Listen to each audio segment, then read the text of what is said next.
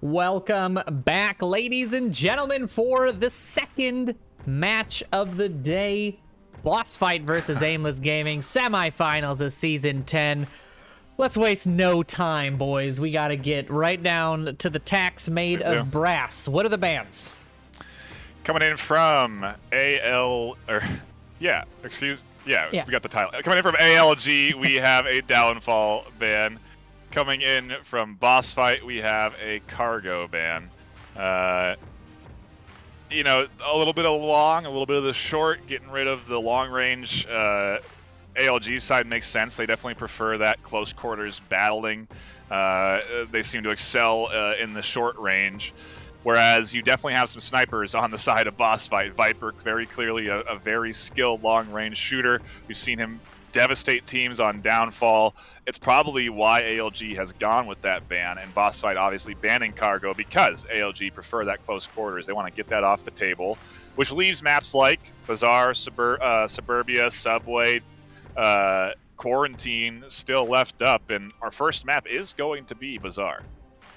Is indeed. Sleepy, thoughts on this first map here? I mean, yeah, you were talking a little bit about it before we went live. What are your thoughts on this match, on this map? I like it. You know, coming from a longer series there between Mayhem and Beginners, and not to say that that's wrong. That's just what it is, right? It was a long series, each round going down to the wire. I mean, and they had to. Each team had to pick each other off one by one very methodically. But I'm hoping that a mix-up and a change over from the long-range stuff will help to give us a little bit more aggression, a little bit more high-energy play out the gate, or even from the start. Maybe even some short rounds. Like, I'd love to see like a quick spawn action into a fast cap in one of these rounds. I really want to see some of those really quick start and you blink and it's over rounds. Those are some of my favorite in Onward. Yeah, it's definitely going. I think, you know, if we were to compare play styles and assume what we're going to see today, you would have said that that first series was going to go long. You know, it was going to have rounds that went consistently down to that last minute, and it did. Now here, ALG versus BossFight, I think we're going to get some faster rounds. I think the pace is going to be a little bit different, and you're going to see some differing play styles at the top. You know, it's what's been so exciting about this season is that all of these teams have brought something unique, you know, are doing something a little bit different that makes them so successful. ALG has typically gone with those 5-man pushes. They invest their whole team into one side. But here today, it seems like they are going a little bit split out the gate. Yeah, they've got the even spread favoring the northwest courtyard a little bit. The pressure coming out early, though, already, as John CZ will nab the Lonely Viper, pushing on that northern side of the Coyote, and that is going to be a big pick for Aimless here early in the series. It's a big gamble, but it's a good spot. You know, if the spawn is the other spawn that's available, again, a reminder, there are multiple spawns for Marsoc, unknown which one it is to that of the defending team. I think Viper was hoping, you know, you could hear him with a little bit of a prayer, that the enemy team was spawning in that southeast spawn. Instead, they got the northeast. Down he goes, getting a little bit over aggressive. A huge kickoff for ALG. They can continue to just kind of charge forward here. Don't have to worry about any of that north coverage. You can really apply the pressure next up on a 35 and Scooby-Doo. Now they've slowed up a little bit on the Aimless side, trying to get the slow drop onto these northwest courtyard defenders.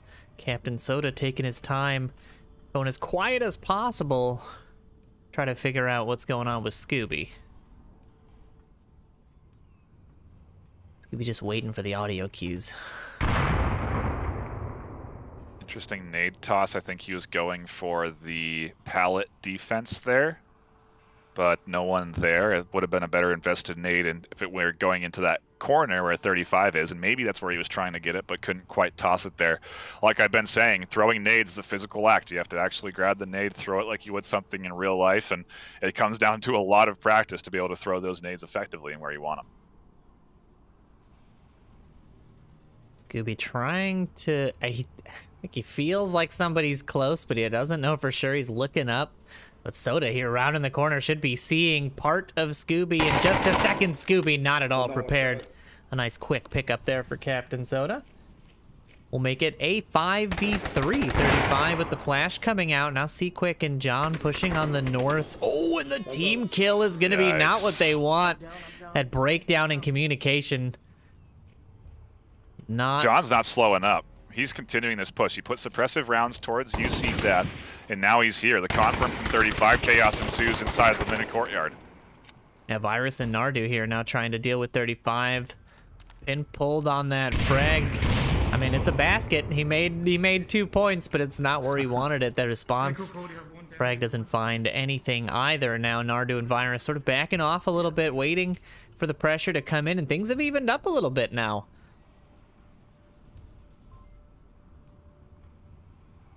Ooh, 35 looking. Is he going to catch this rotation? I don't think he spot. No, he didn't spot Nardu as he crossed. Nardu's looking for this res here on Quick. 35 could round this corner and find the pick. ALG, John CZ finds UC Death in the north. That opens things up quite a bit. Now Nardu rushing the corner. It's a trade out with 35. And that's going to leave just one member of the BossFight defense remaining, and he's got to be rotating constantly to try and stop this cap. He rotates himself right into some bullets, and that first round goes the way of Aimless. A bit of a cry of stress there from John. He was getting danger close to a cap, Sleepy. Yeah, there was a lot of breakdown there in the BossFight defense, and you don't really expect to see it, but to be fair, I guess this is round 1 of this series, so not everyone might be coming in quite ready to go here. You saw the early pick on the Viper, which, as NightFiree mentioned, was a big grab early on for Aimless, and you know, it kind of just kept rolling from there. Some slight mistakes, others just unfortunate, you know, droppings of the way the cookie crumbled. You know, for example, Scooby comes to mind. You know, he knew Soda was there. He knew someone was there. He just really wasn't given any sort of audio cues to let him know that he had the advantage to kind of spring the ambush trap, and it ultimately got him picked off. And you know, a team kill, which we thought was abandoned, was later picked up to help Aimless. UC Death, I was actually watching that pick. I'm amazed that his shots didn't land, and John was able to grab that kill in reverse. But yeah, I mean, well executed there from Aimless. They're coming into this series strong. I'm expecting nothing less of them, as you know, I did pick them as my other contender for today's 2 top teams. And so far they're doing me proud in that sense, but a little awkward seeing BossFight coming out slipping like that.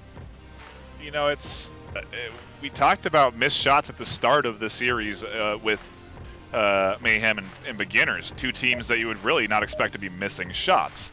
But it seems to be a trend that's continuing here into this start of this series, where at least in these early rounds, the nerves are getting to some of these players. It seems, at least from the top down, seems like the nerves are starting maybe to settle in. That prizing, the reality of becoming a winner, of really locking in a good bit of, you know, the prestige, everything so close, within reach. It's right there, and it can affect your shot. Your hand starts to jiggle from the nervous tension, and you can miss shots you would normally land.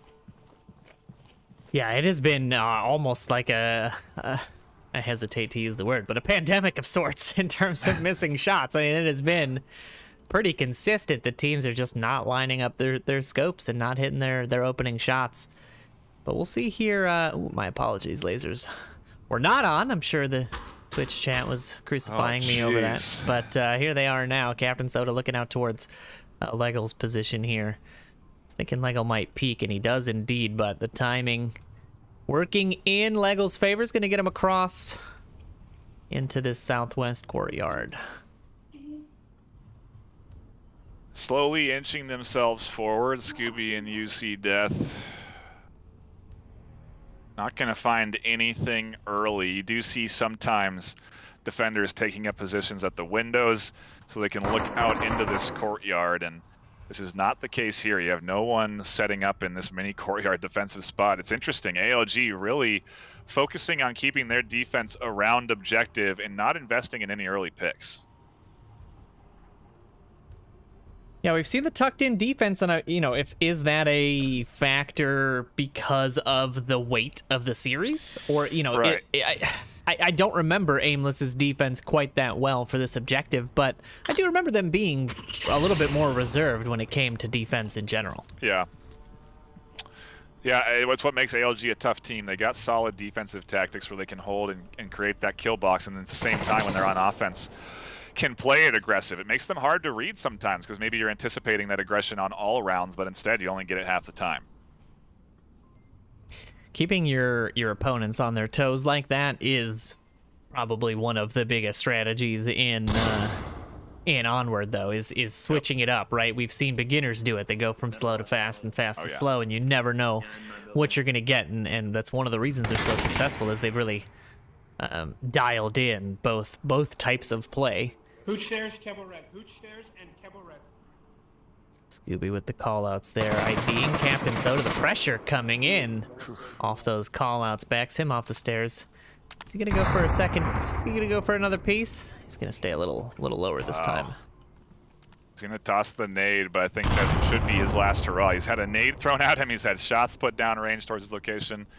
I don't think peeking the stairs is an option anymore, and it's not. He rotates instead down to the lower floor. Continues to look and apply pressure, and we'll see if Death or Scooby ID that bit of movement from him. I mean, there's all of BossFight in one shot, basically. I mean, they're all here, ready to go. All five starting to close the gap. Interestingly, no one committed to the north. They're just letting that north defender there atrophy throughout the round, and Lonely Viper going to be the first one Echo 4. to grab a pick with that rifle of his. We know how dangerous it can be. And he uses it on Bazaar. You know, and I think it's what catches teams out. They don't expect Viper to be able to peek a tiny crack, a tiny sliver, and catch you long range, because normally it's not possible unless you have that sort of crystal clear 12 times vision, which Viper brings to the table on even a map like Bazaar. So far, it's worked for them really well. One kill, and here comes the push from BossFight. A minute 20 on the clock. Trade from, no, not a trade. Nardu finds the kill. UC Death does finally find him. There's the refrag. John. Actually, Lego with a bit of a team fire. The Chaos catching BossFight a little bit unready. Yeah, he's still looking for it. He needs to refocus his shooting now, and now he's going to push John. Is John going to be ready for it? Oh, he is! An unbelievable pickup there by John. I didn't think he was going to be ready for that push at all. Here comes the push from Lonely Viper. He looks for one. Huge! Oh, what a rotation that was, and Lonely Viper now up with UC Death. Perfect flash toss. UC Death's in here. C-Quick gets the kill. BossFight answer back a Marsoc round of their own. This is series number 2. Here we go. Blow for blow, Sleepy. Walk us through it. I mean, that was the kind of BossFight play that I'm wanting to see here, and what will continue us on the path to an excellent series. I mean, from the first pick from Viper to get everything kicked off there, to all the trades and coordinated collapses on the side of the western side of the objective street, it worked out really well. Then the smart play from Viper to toss that flash down the hallway, rotate through to the garage entrance to get that pick. You know, that's the type of stuff that you see from the experience level that a player like Lonely Viper, who's been around since the start of this game and since the start of this league, will have. So textbook execution there. Realistically, I mean, some mistakes made, sure, but ultimately a cap opportunity there, but secured round nonetheless, and BossFight able to kind of make up for that squandered first round, and we'll have the opportunity to possibly take back that advantage here going into the next one. So I'm definitely happier to see you know, BossFight being able to start throwing some punches of their own, but we still got a lot more Onward left, and it's a close game so far, so hopefully they'll be able to hold that out, as Aimless Gaming don't look to let up anytime soon.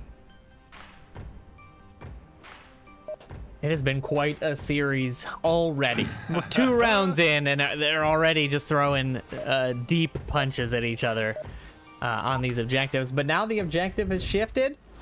They have swapped back to their original side, so BossFight back on the defense here, and we'll see if this one works out a little bit better for them than their first outing.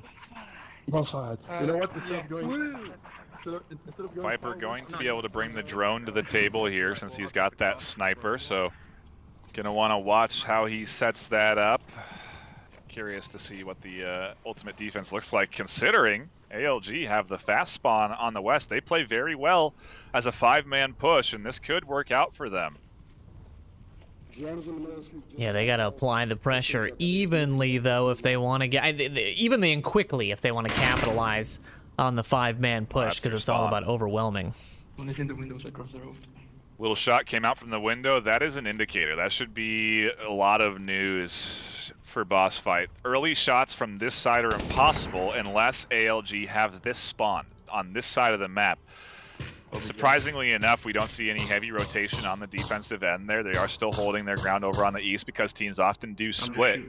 But if you've done your homework on ALG, you know it's not a common thing for them to separate their 5-man squad, and it's going to seem like it seems to me like they're setting up that 5-man press on this west side. 35 just keeping this tight angle into the courtyard here, and that's what Aimless is trying to avoid peeking into. They're putting pressure into this building, but if they're gonna try and challenge 35, they need to pop out into this courtyard, and I don't think anybody wants to do that right now. They've been pretty ardently avoiding fighting him in that particular corridor. So now it's gonna have to be this street cross, main street cross. And you see there, Captain Soda and Nardu both rotating back, and yeah, we're taking too much time. I mean, one grenade right now, you know what I mean? Always makes my heart go into my my throat seeing this many people stacked up on top of each other. Here's the cross. Here's the push. They made it away. They made it across this southwest street. Lego, the first point defender here, going to run into them, and we'll see if he can scoop up any kills and prevent this initial push from coming in from Nardu.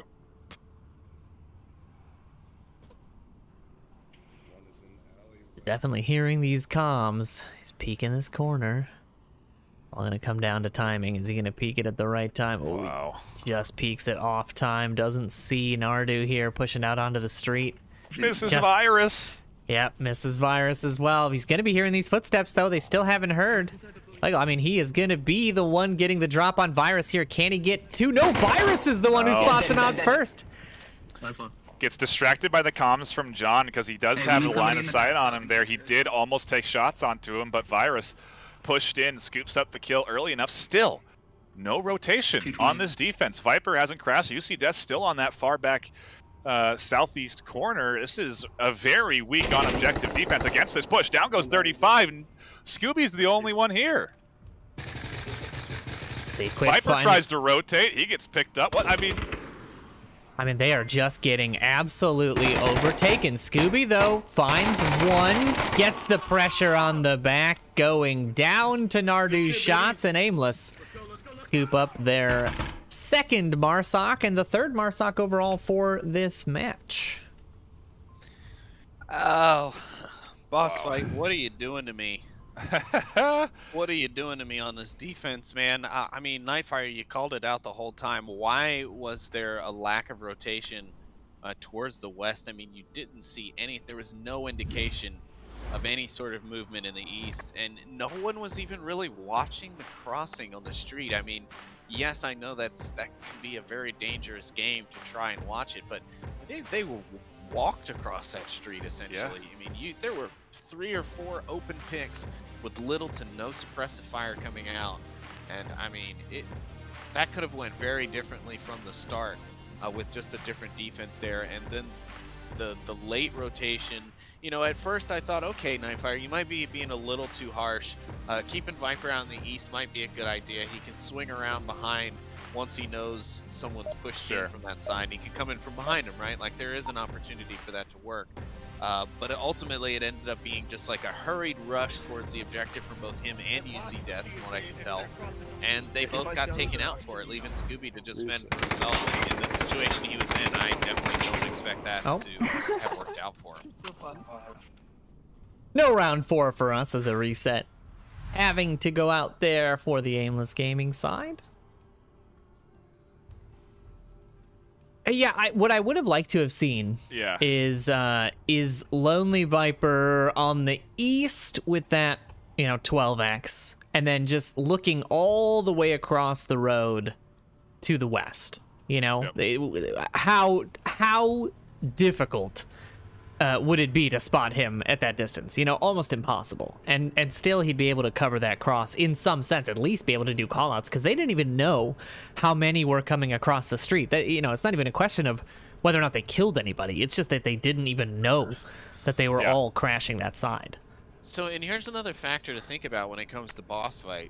They're still missing one of their main starting roster players and one of their longest running members, Radar Head. You know, a good companion runner to Viper, so, you know, they're comfortable running things together and communicating with each other very, very easily. He's also very good about keeping the team, like, on a level mindset. He's a very balanced individual, and I think he plays that kind of, what do I want to call it? The rope-in role, where he kind of brings the team back in if they're starting to get a little tilted, or maybe they're starting to lash out at one another within the tent between rounds. Like, he's kind of that control, that level to everyone. And I think maybe his not being here could be getting the better of them. I don't know, just speculating, but it is a possibility. Yeah, it has been a worry of mine, because that Radar Viper team, you know, we've seen them do magical things together in their march to the postseason, and with him missing, it could make all the difference. Bit of trading in weaponry here. Scooby taking the pad, deploys the drone. Viper continues to move up.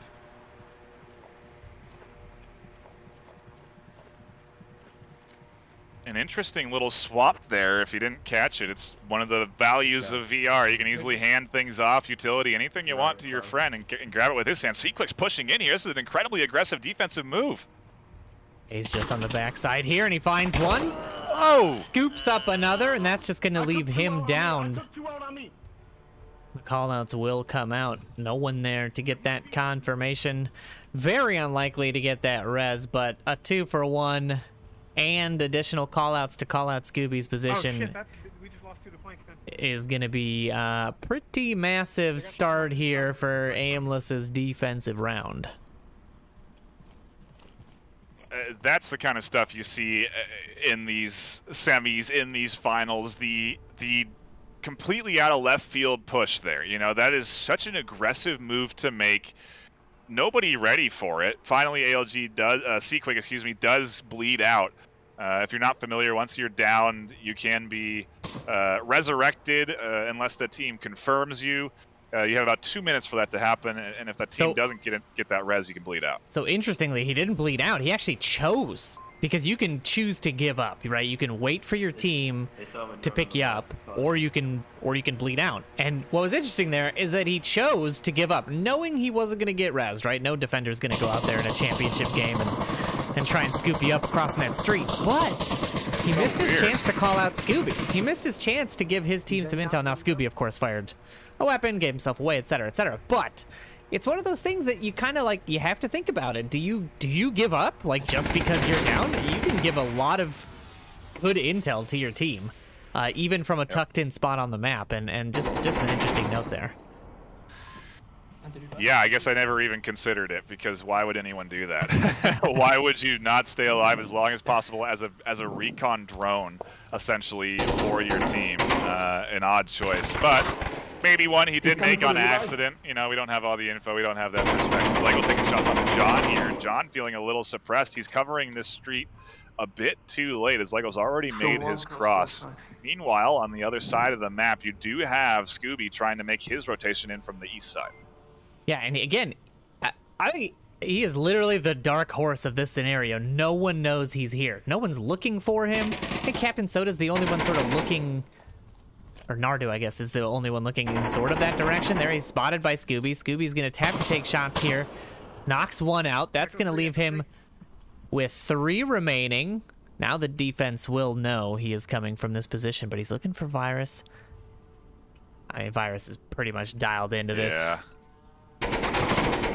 And there it is, sealing the deal. But, I mean, could have gone a completely different way had Lego just waited an extra 20, 30 seconds, right? Yeah, I don't know. Aimless had that pretty well locked down. Legel was kind of stuck in a hard spot. John knew where he was, and after being rezzed, he, like you said, he was continuing the suppression there down the street towards Legel. Scooby was probably the best chance at helping remove the pressure off Legel. So yes, waiting probably would have been to his advantage, but you know, again, that battlefield knowledge isn't quite as good as the spectator knowledge, and Yeah. he tried to make moves with what information he had, and it just wasn't good enough, unfortunately. He was stuck in a place that in this map, you know, you have very limited choices of exit routes if you get into an engagement while you're in transition. So you have to be careful about that when you're kind of finding your places to hold up for a moment or take a little bit of cover while you're moving. And you know, they ended up paying the price for it, but Aimless have just been playing a really solid, bizarre map here, and you can't take that away from them. The defense has been good, their offense has been solid, and right now they're poised to take this map on the next round, and that's just mind-blowing at this point. The hype is real on the ALG side, and it's something that you can ride. You know, we talk about momentum and it being effective in terms of, you know, powering teams through to victories, but at the same time, you know, with a team that's maybe not experienced with that, with dealing with so much adrenaline, it can backfire to some extent. BossFight are definitely a team, like beginners, that you cannot count out at any point. They can bounce back from deficits. They've done it multiple times. Live on cast, it's something that we've seen out of this team. So if ALG get a little overconfident here in these next few rounds, there is an opportunity for BossFight to climb back and get a few rounds on the table. We're winning this map first. BossFight, they're talking about it. We're gonna win this map, they say. Well, you've got a bit of work ahead of you to do exactly that, but I am excited to watch them try as this 5th round gets underway. Now we've got a quick push by Aimless into Kaya. That is going to be quick spawn for Aimless. They're going to be right up in the grill of BossFight pretty early on, and this is keeping BossFight on their toes. They've got good coverage. I'm worried. I'm worried if you look at the overhead map, those 2 Eastern defenders, because we've seen it time and again where they're forced to rotate from an aggressive play from the offense and they don't make it in time. I'm worried, but we'll see how it shakes out here. Yeah, it's not an easy. The objective's tough. There's differing opinions on what's best to defend, how you have to hold. If you can get control of the East while you push, it's devastating. You have such fantastic angles down into the objective courtyard. It feels like something you have to prevent. To that point, you see Death's here doing that. He can actually, he's in a well, he can rotate, but it's a bit of an awkward one. I was gonna say if he was inside checking, holding a bit of a tighter angle, he still could have shots down into that courtyard, and he can still make that rotation, but he's definitely utilizing the darkness to his advantage here on this on that East defensive spot.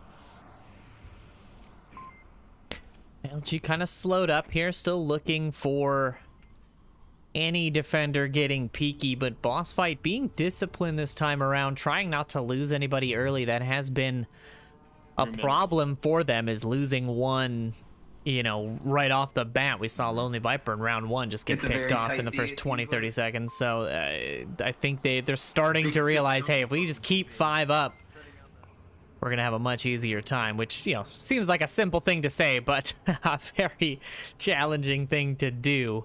It really usually means adjusting your play styles and making sure you're more patient than normal, which for some players is more challenging than for others. And let's draw attention to the flaming Molotov on Viper's chest. Some may think it's a safety hazard, and it can be, but it is being utilized by him as a bit of a last-minute defensive position. Since he's the objective defender, as soon as he hears the push coming in onto objective, he's going to probably swing and challenge. If he loses that challenge, his body drops to the floor, the lit Molotov breaks and deploys a AoE around him of fire, potentially catching the offender that killed him and preventing the push from coming through onto the objective. An interesting bit of utility. First frag coming out onto the objective. Quick nabbing a pick onto Lego there in the blue room, and that's going to start this ALG offensive push. Captain Soda's already on the inside. John CZ pushing from this side. There's the confirmation from C-Quick. And there's already 2 in this courtyard here making their push. There goes Lonely Viper. The Molotov not going to work out. Scooby-Doo pushing the corner, and John there quick on the refrag will save things out just for a minute. But 35 and UC Death managing to nab their picks in the east. Definitely earning that east defensive position there, and just enough time to rotate back. The rest of the ALG offense not quite fast enough, but Virus does land a shot onto Death. He is saved by what seems to be a vest. He does manage to find the pick in the end, and now it's going to be a 35 dancing around with Virus. He tucks in. He's playing a bit of mind games there. Flash did not hit him, but he's just trying to get 35 to peek him in the window. And there it is. He was going to have to do it at some point anyway, as the offense was closing in on 2 sides. And there it is, Aimless Gaming with a 4-1 on that first map. Sleepy, thoughts on that round / map? A lot of build-up and a lot of anticipation to a mixed bag of chaos, but ultimately Aimless taking the map. I mean, I was worried there for a second when Scooby went down. He was the last defender on the objective. I thought immediately that Aimless would go straight in for a cap opportunity, but they held back, and that patience gave BossFight the opportunity to get back onto the objective. As futile as that really was, because you know, Legend lost out, or UC Death, I can't recall which one it was there, lost out to Virus during that trade, and then it was just kind of a baiting game. It was a 2v1. Eventually they were going to get I think it was John that was on the rotation, or no, sorry, C-Quick on the rotation down towards the south to approach in from the blue room. So eventually they would have had him in position. They had the time. They could have just waited and sandwiched him. Ultimately it was very well played. Aimless take the first map 4-1 pretty handedly. But BossFight, we all know BossFight, they're not going to give up without a fight, so I'm sure here in map 2 we'll be seeing them coming back swinging just as hard. Yeah, BossFight not going to go down easy here. You know, again, a team that can bounce back, that can contest. We saw 4-2s get traded last series. You know, these teams are the top for a reason. They don't get beaten easily. They don't go down easily. Granted, ALG, they're playing really good right now. They looked clean. They looked on point. Their aggression's there. You know, looking at the predictions, beginners ALG, if you're looking forward a little bit, that could be an incredibly interesting, I mean, it could be an incredibly interesting finals, but we're not there yet. BossFight still have to battle this out. They get their map pick, if I'm not mistaken, coming up next. And so, not a terrible surprise to see ALG taking their map choice, and now BossFight get a little bit of a rebuttal to themselves, and they're going to actually go Subway on that close quarters. An interesting decision. Yeah, this is a, again, we talked about it all through the postseason. This is a map that we've started seeing so much in Season 10, right? It was not a popular map for quite a long time. I mean, originally it didn't have a lot of entry points, so it felt a little... sort of samey and bottleneck centric, and so people were kind of not excited to play it. Developers went through and added a whole mess of approaches to objectives. They added a whole new sub-basement set of tunnels. They added a new set of entryways. And then it took some time for players to get used to it. It took some time for strategies to start emerging, for people to start to learn how to play the map. And now in Season 10, Subway has really become, one of the go-to maps for teams. I mean, it's almost, Suburbia used to be what Subway is now.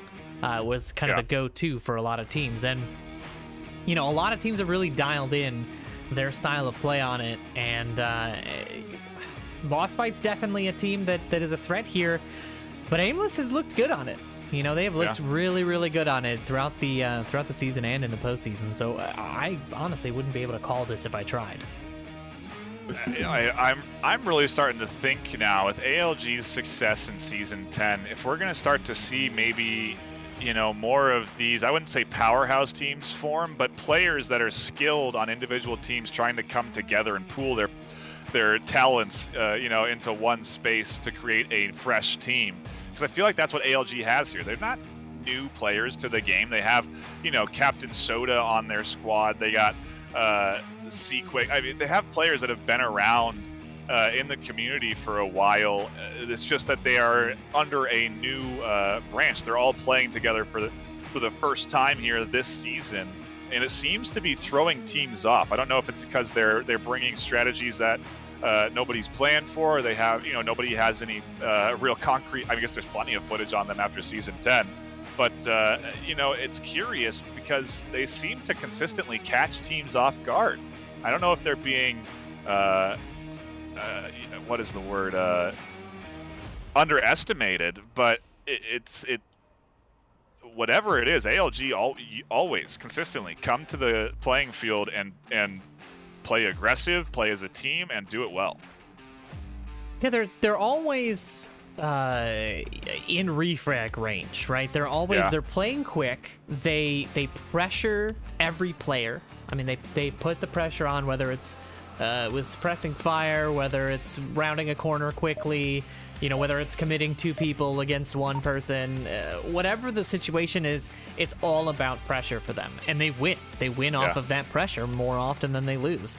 I don't kind know of a that Globochem vibe, I guess. Yeah, it's got that same sort of like they have the hunt mentality, I think, which really helps in this game. Is to, I'm gonna find this person and I'm going to kill them, and there's nothing anybody can do about it, and we're not doing anything else until they're dead. You know, like it's a tough mindset to get used to, but it is effective when you commit yourself that way to clearing an area or to dealing with a defender. So we'll see what happens. Round 1 now underway. Boss fight on the offensive approach for the sub-basement. Oh, excuse me there. Sub-basement approach to the objective. We'll check in with...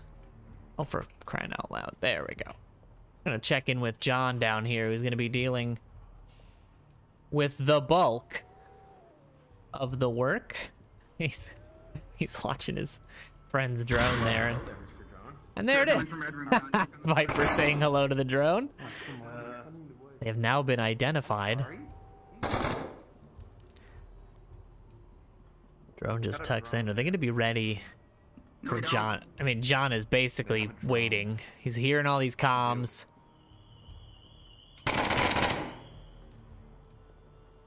Lego's holding not the right angle. It's going to come down to how quick he can snapshot to this other angle. As the nade comes in, oh, it's botched. Doesn't catch the right bounce off of the wall. Viper doesn't get affected. Lego dodges it. Viper continues to throw nades onto the corner, and now John's position well known. And he's in a bit of an awkward spot. Yeah, Viper's gonna round the corner on him. Not gonna be easy to challenge that shield. He's running now. That's...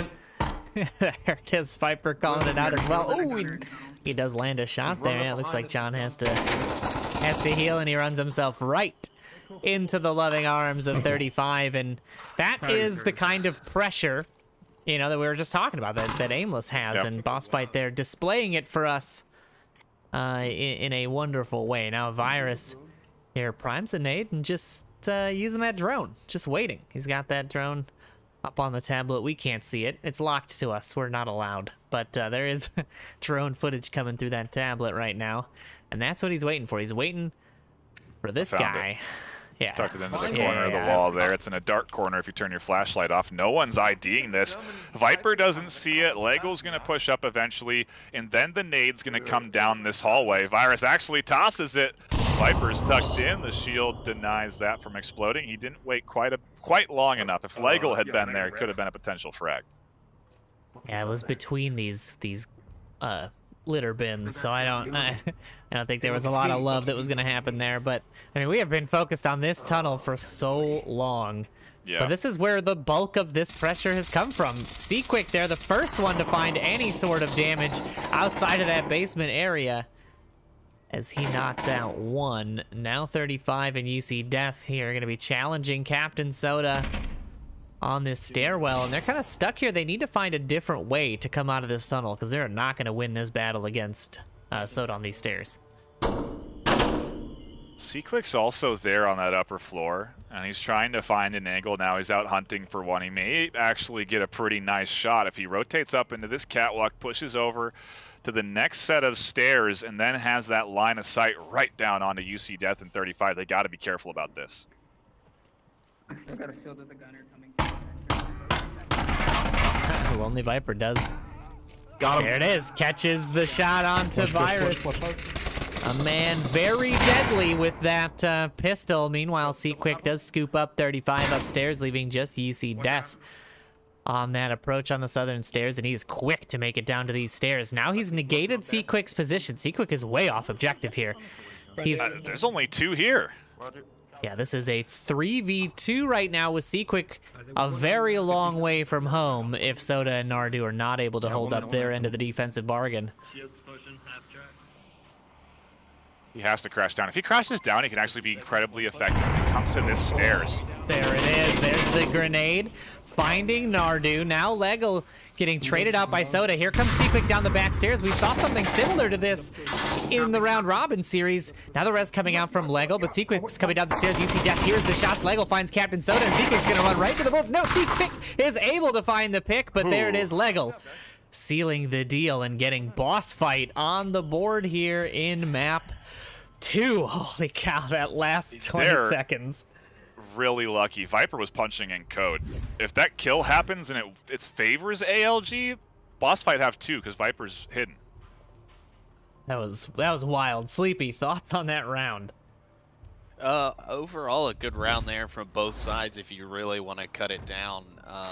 A little weak there at the end. Seaquick's last minute kind of push around behind.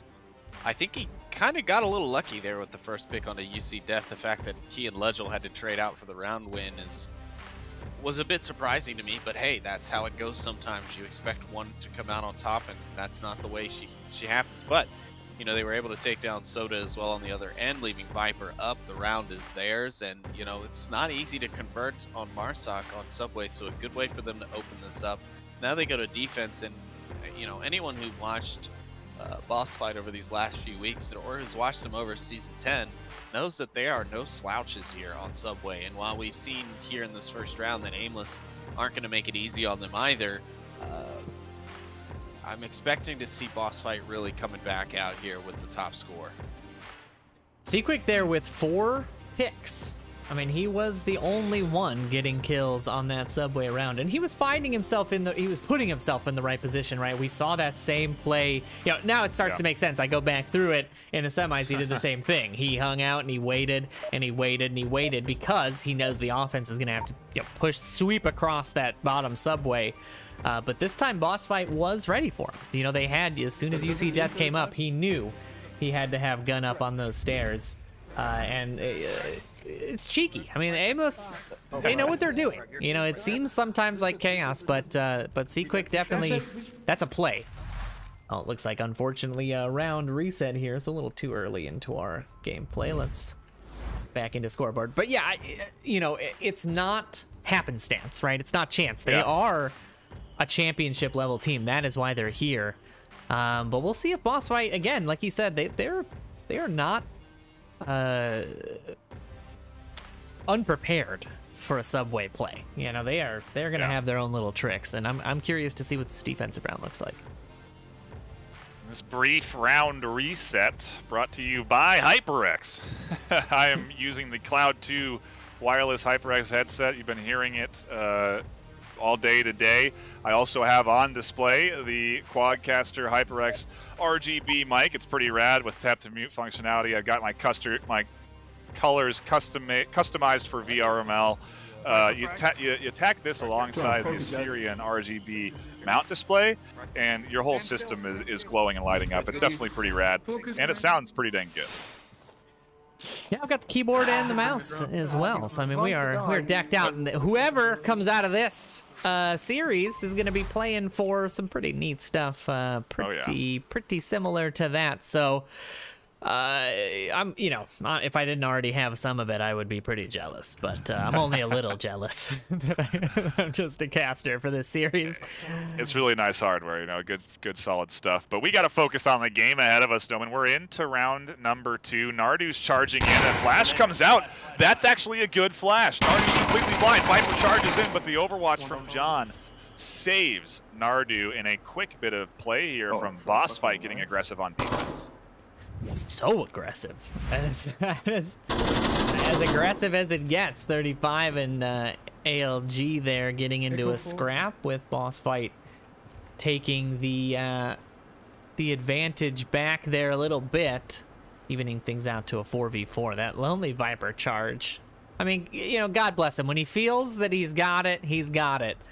But at this stage, you should know that ALG rarely runs alone. You know, they've usually got 1 or 2 stacked. Yeah. It's almost more likely you're going to run into 5 when you do. That's so true. Here comes exactly what we're talking about. 3 coming around this corner. Scooby and UC Death both waiting in ambush.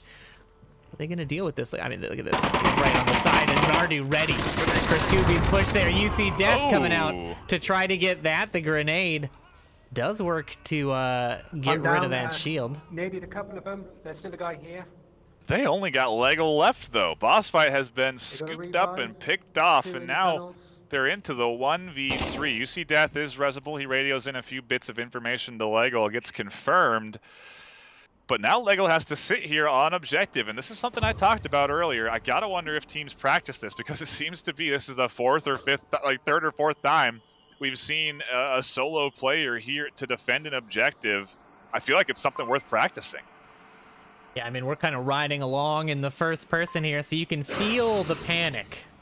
You can feel the, maybe it's not quite panic yet, but the sort of rush that you get. You have to be vigilant. You have to be rotating. You got to be moving. You got to be checking different angles. You can't really tuck in on this objective because, you know, at any moment, members of the offense could be pushing. But Aimless taking their time. You know, they're letting him sweat a little bit before they put any sort of actual pressure down onto the objective. And they got time. 2.5 minutes is no small amount of time.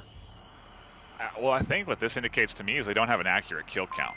You know, it seems like they probably don't know how many you're down because, you know, if you're in a 1v3, you don't need to be too methodical on your approach through these spaces. You know, no one's here around the Coke machine or tucked in on the corner. You can kind of make assumptions, but doesn't seem to be the case. Lego finding a big pickup using that tar. Scoops up Soda. I think you had the shield. He's got one right around the corner. He pops the corner, doesn't find him. Oh no, I just went away to the wrong place. Oh. Big flash. Big flash comes out there. Oh, that camera bind was incorrect. I didn't want to that tunnel there. Luckily, we didn't miss much. But that flash, yeah, that probably saved his life. Here comes the return flash from Seaquick as he rounds the corner. Lego ready for him. The pressure coming out, and John scoops up that final kill. Does end up getting Aimless the round, but I mean, skin of their teeth. You know, I mean, yeah. Lego fought tooth and nail for that one. Sleepy thoughts. Lego for MVP?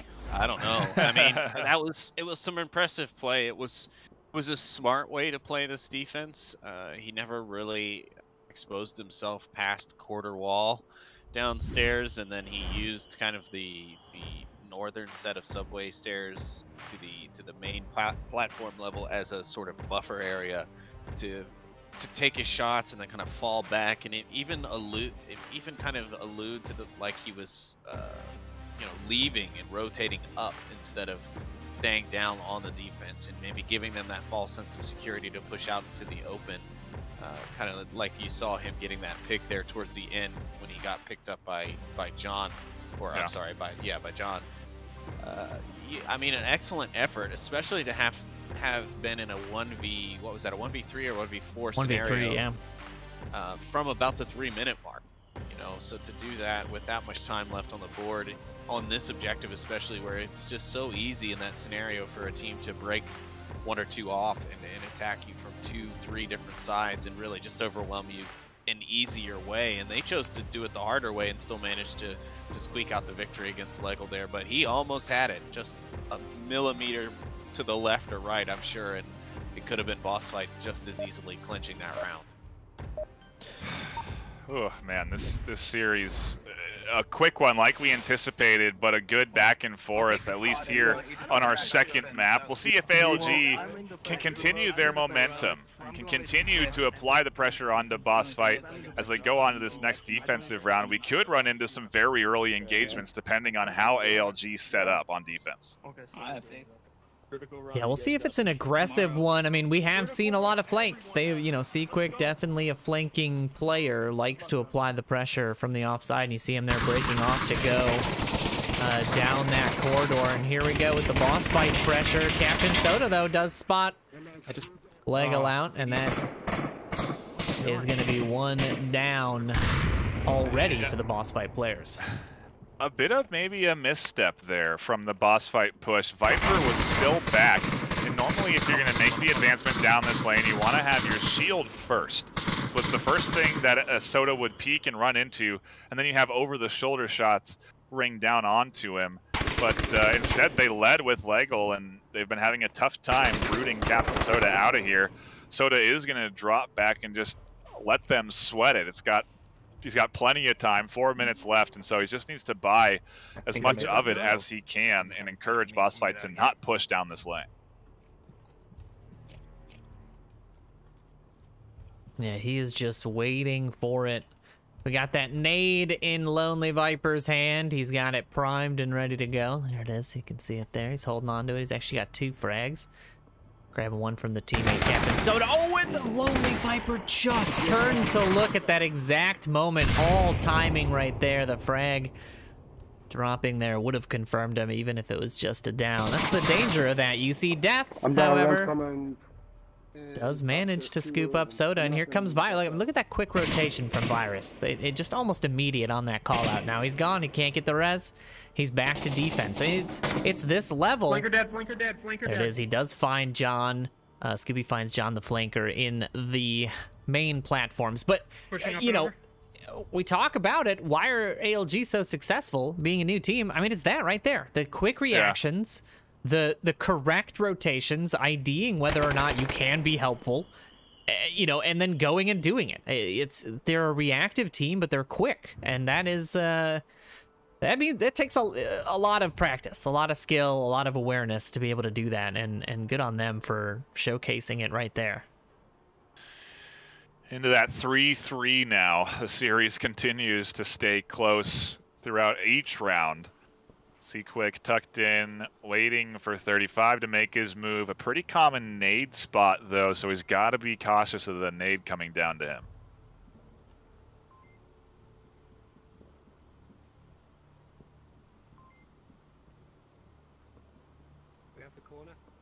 It's all tension right here. You see Death rounds the corner with the shield. Seaquick does spot it. Doesn't take any shots, though, it looks like. He is just tucked in.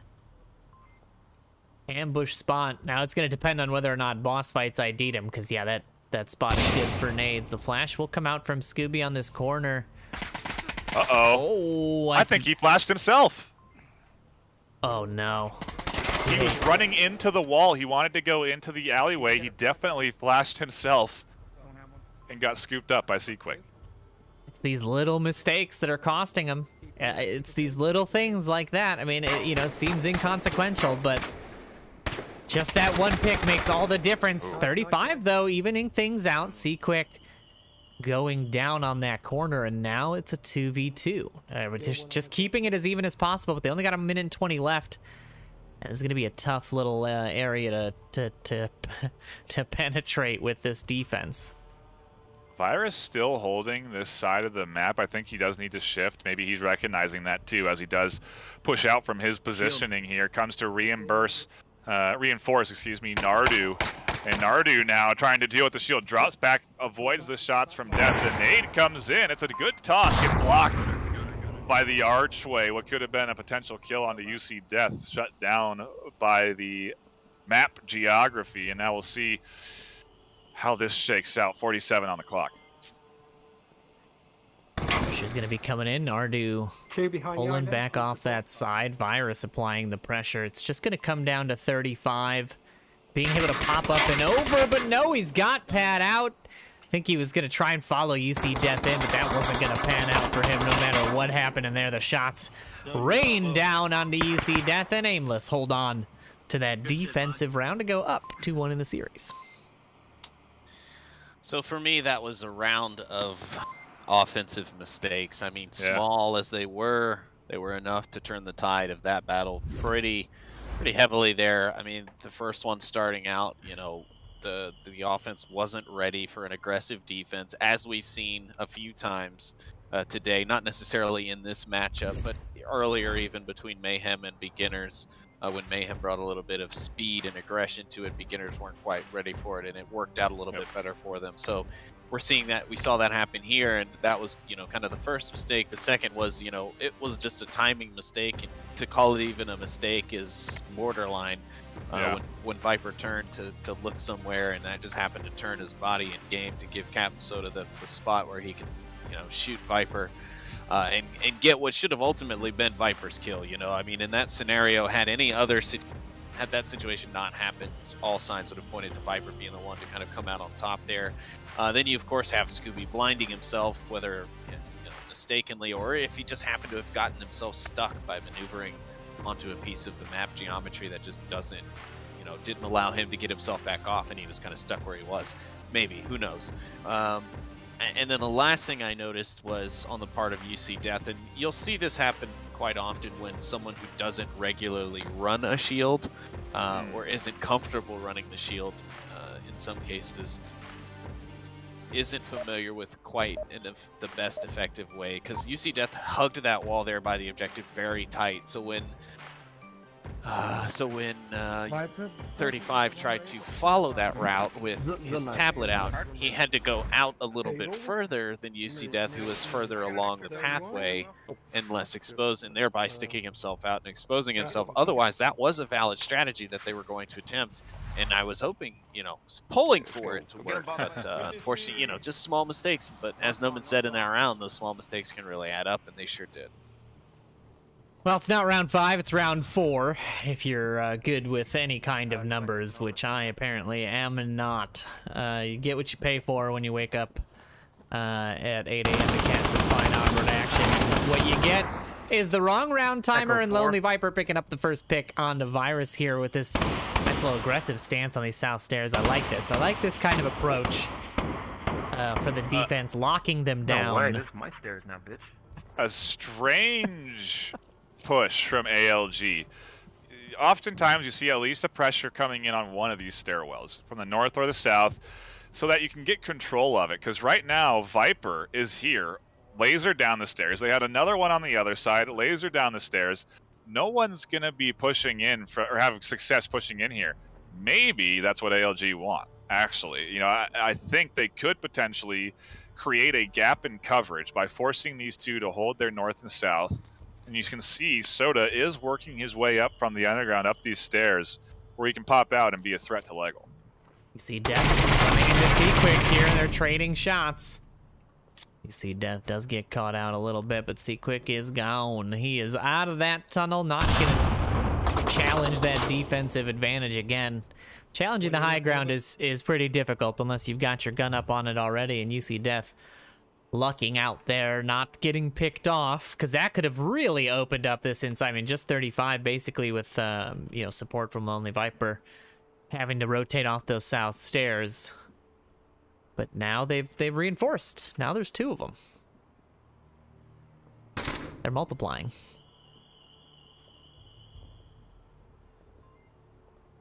All quiet here as Aimless works with 4.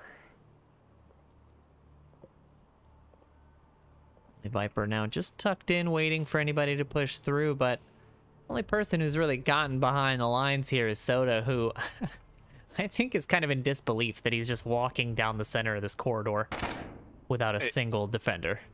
He could be... I talk about the threading the needle. This could be it. If Lego doesn't hold and he gets caught out, it's going to be trouble. But I think Lego has a drone here. He got a nade in hand. He's got his tablet out. He's very clearly watching He's got to be seeing Soda. I don't know where the drone location is. I can root around for it, but he's got to have vision. I see it. It's right around. Yeah, he's literally staring from the other corner right at Soda. And there's the grenade, perfectly primed. That is a fantastic usage of the drone. That is something, you know, mark your calendars. Season 11, the season of the drone. It's happening.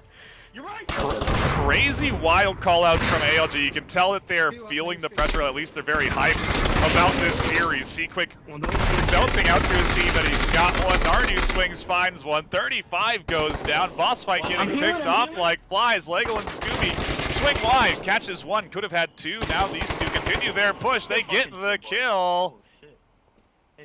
And in the chaos, Nardu stays alive. ALG push their lead 3-1. The end of that round was pretty sloppy in this analyst's opinion there. BossFight getting way too antsy on that corner.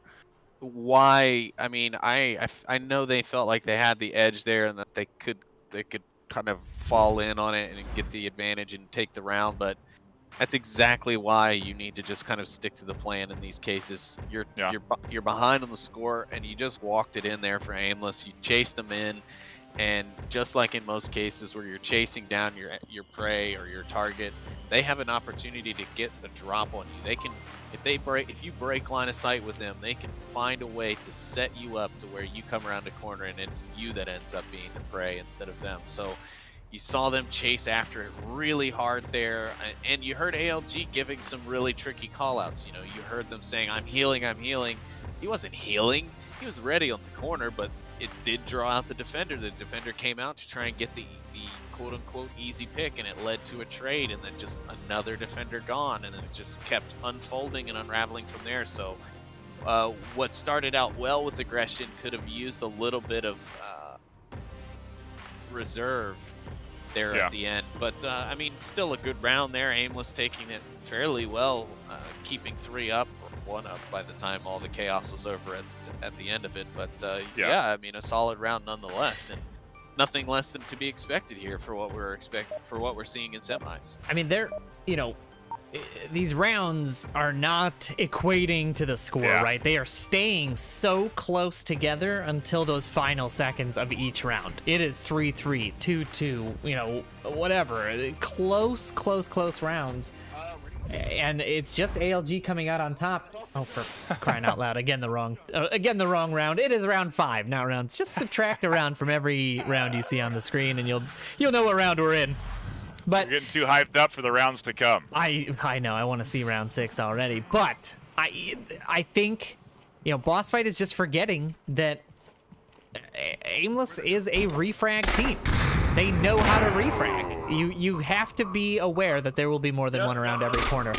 Oh, Here comes the second grenade. There it is. That's gonna deal the damage they need to those defenders in the south, and that is I'm sorry, in the north. And then BossFight now has a bit of an easy march to the top of these stairs. Just Captain Soda with the callouts. Lego meanwhile catching Virus all the way down in the south there. A really nice job. Nice little quick pick by him. And Flanker. Deal with it. It's akin to the push that we saw from I believe it was Mayhem on this objective, where they pushed quick on this corner, they got some nades, and then they sent one very fast around the south. To be there in the case that these two die on the corner like they have, it's going to force the rotation from the defense. He gets that rotation, a nice refrag from John. Like we were saying, ALG always has one ready to pick up that kill again, and they managed to keep it a little close. It's going to be a 4v2. Soda essentially a drone right now. Yeah, he is just going to be good for the callouts, which is, well, there it is. Yeah.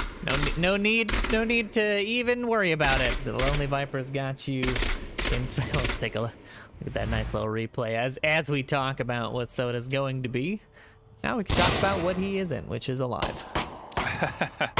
Couple of great nades, good flashes. I mean, just really good tosses here down to this corner. These are not easy nades to make. You have to throw it perfectly over the edge and then not throw it too far so that it goes out of bounds. You have to bounce it off of that wall, and all of the nades they threw here onto this corner were perfect. Target your pink Viper. You should be able to kill Go, him. 178. Friendly. Look, you left it. Now they're stacking up the 4 here, top of the stairs. Machine and all that crap. Viper. BossFight talking about, I gotta clear the soda machine. And that they do, as Nardu is tucked in the back there. It's gonna be Lonely Viper dealing with this first. The shots will be coming out there. They've pressured him out into the back.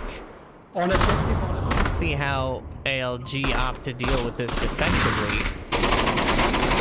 He's applying the pressure on the corner. They're running the back up.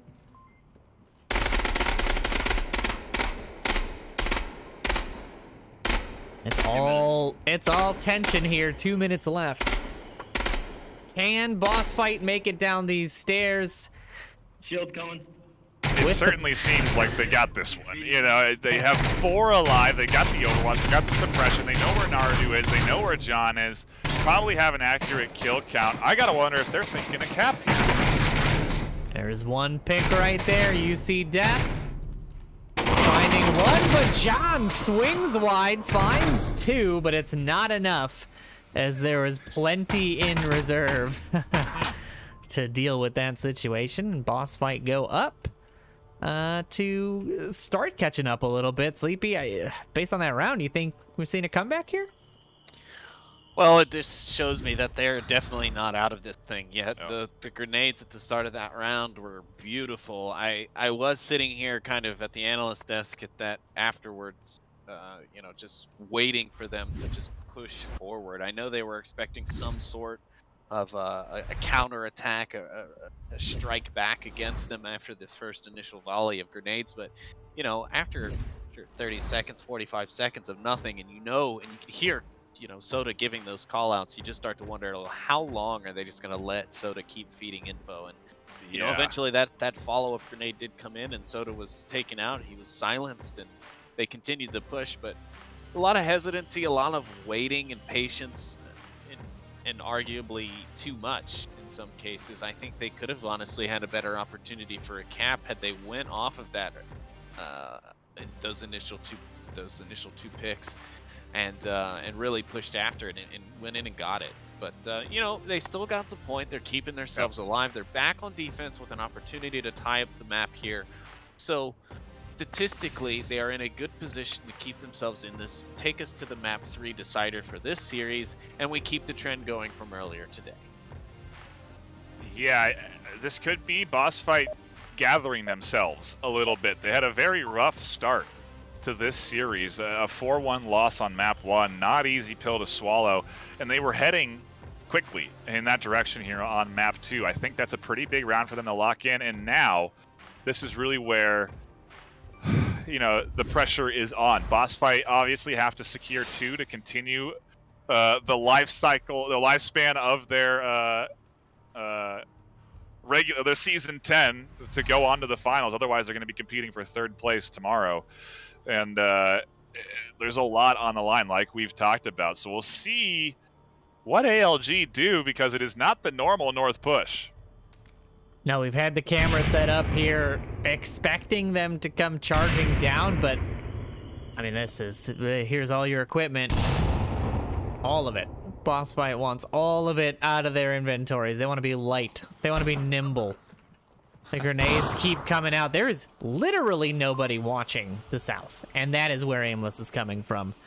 This is the problem when you overcommit to these defensive positions. You really need a fallback. You need a backup plan, and it is so difficult to defend the south from inside of that north hallway.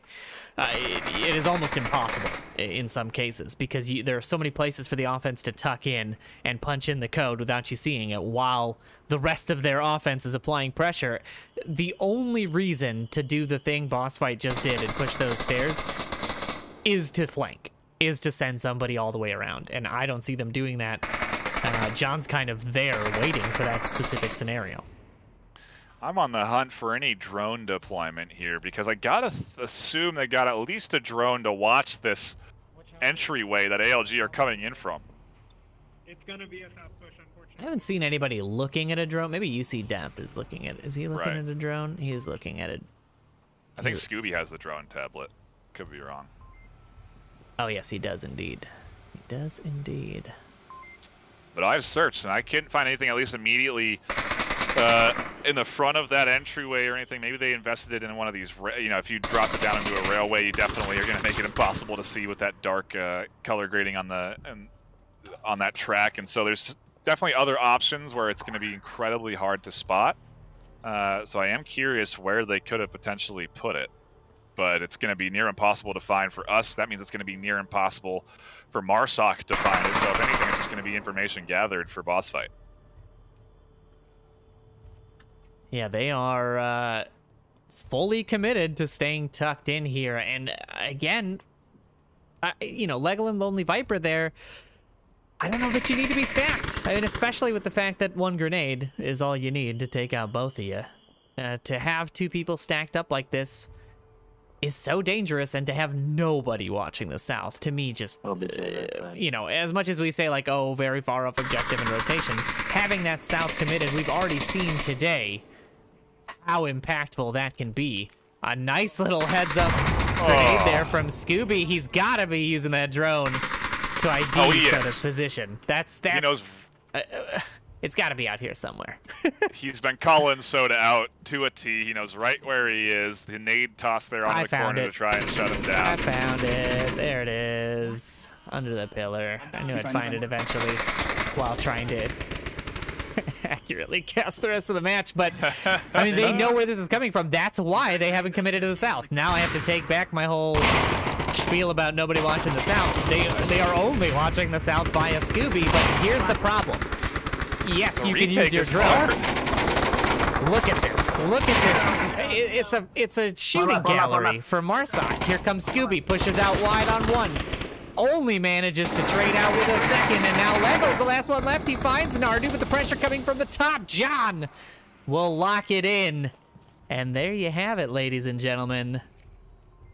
ALG will take the series here on map 2. John CZ with 10 kills. Holy cow. Wow. Yeah, he has been a key element in this series today. I think he did pretty well on map 1 as well. But, I mean, that's the series. That's it. We don't play out that third map. They have...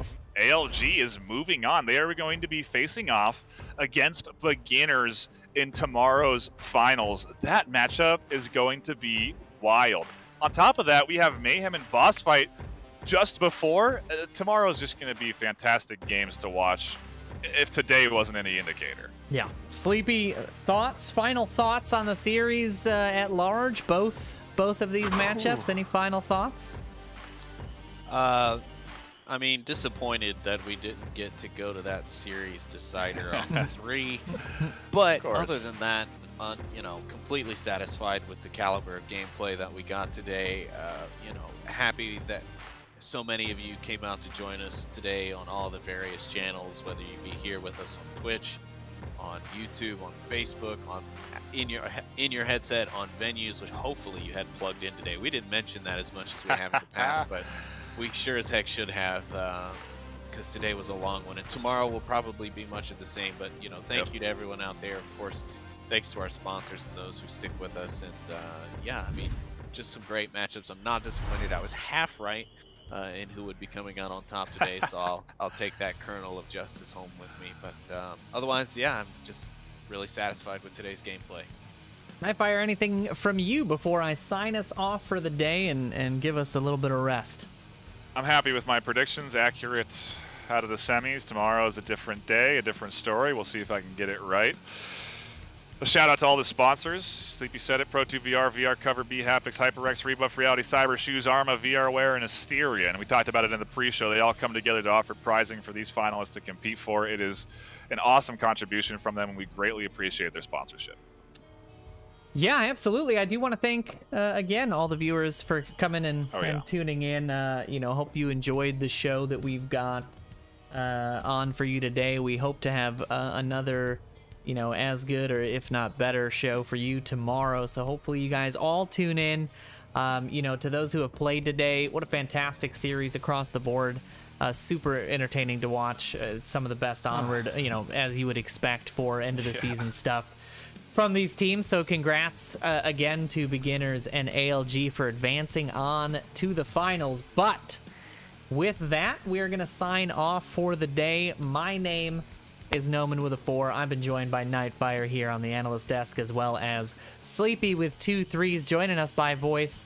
We thank you so very, very much. And until tomorrow, have a great rest of your afternoon.